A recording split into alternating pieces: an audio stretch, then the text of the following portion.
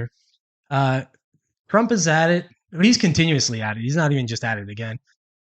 He's got a real hard on for DeSantis, and I mean, I get why. Obviously, he's DeSantis is his number one. Is going to be his number one rival at this point. I don't see anybody else really um, moving up to the top. It'll be between him and DeSantis, and then most likely he's going to get the knob. So I have one article on this um, that I will pull up here. Again, sorry about I got to do everything myself. Okay. So Trump lashes out at DeSantis, says he regrets his endorsement of him. uh, yeah, I don't know what to think about that. Like I said, I've said this before. I like Trump. I like Trump for certain reasons. I dislike him for other reasons. I'm kind of like a centrist on Trump, which is kind of a funny thing. At first, I hated him. Not like hated him. I hated him for president, and then I thought he kind of proved himself all right. So I came more and more on Trump camp. So I'll read a little bit of this, and we'll kind of discuss. So former President Donald Trump is intensifying his attacks on Florida Governor Ron DeSantis, calling him disloyal and saying that his political career would have been over had he not endorsed his ultimately successful 2018 campaign. He was a dead dog, or he was dead as a dog. He was a dead politician. He would have been working perhaps for a law firm or doing something else, Trump told a small group of reporters aboard a plane on Monday afternoon en route to Iowa, where he was to make an appearance that evening. Asked if he regretted endorsing DeSantis for governor in 2018, Trump responded, "Yeah, maybe. This guy was dead. He was dead as a doornail. I might say that." Trump spent nearly 10 minutes going after DeSantis, who is uh, widely viewed as his most formidable challenger for the Republican nomination. Okay, let's just carry on a little bit here.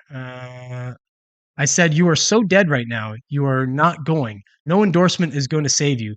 George Washington, George Washington won't save you." And now he's saying that DeSantis said back to him, "I'm telling you, if you endorse me, I have a chance."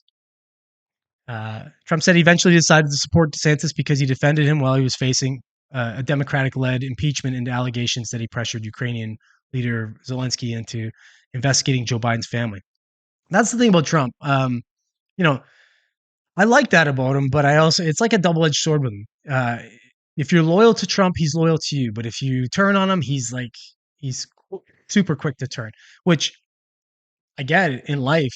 I mean, I'm probably the same realistically, but in politics, I think you got to kind of understand that there's like this, there's fair play, I suppose.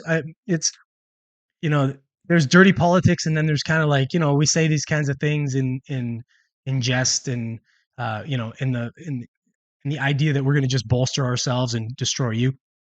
Now, I don't know if that still works.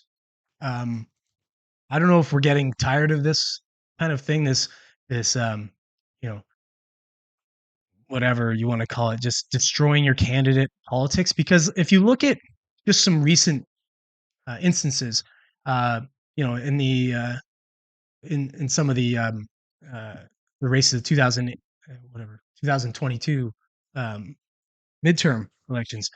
If you saw some of those, as far as like with what's his face from uh, Pennsylvania, from um, the I can't remember his name. I don't know. I'm drawing a blank. The guy with the with head damage. Um, the guy had a stroke. When Dr. Oz was attacking him, he never really went after that. But I mean, he went after him for a lot of stuff, and it didn't seem to matter. People just didn't seem to care that much. And it was the same with like if you look at Trump and Biden. I mean, realistically, Biden should have lost. I mean, he barely showed up for anything. He didn't really even run. He was just kind of like a dead guy, but he still beat Trump. So it's this whole attacking uh, attacking your opponent. I don't think necessarily works the same way as it used to work.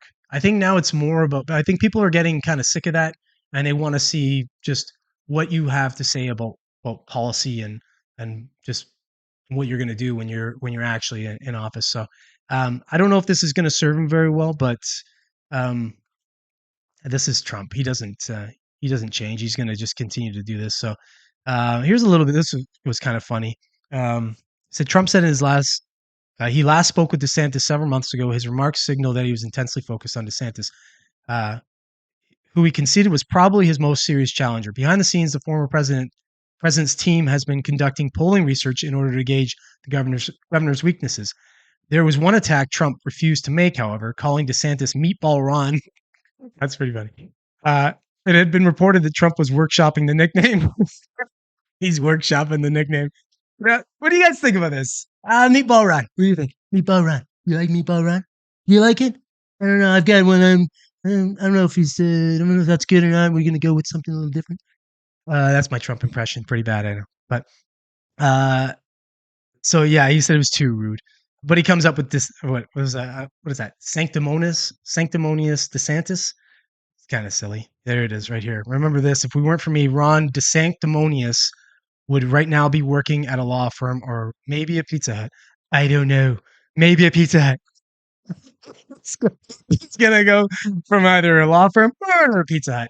That makes sense. That would be the that's the swing you could see. That's hilarious. Um, yeah.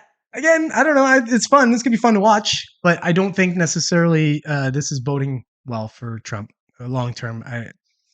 I think Trump's popularity is based on the fact that he's Trump and the fact that his you could argue if you want, put it in the comments if you like, that his policies were pretty good.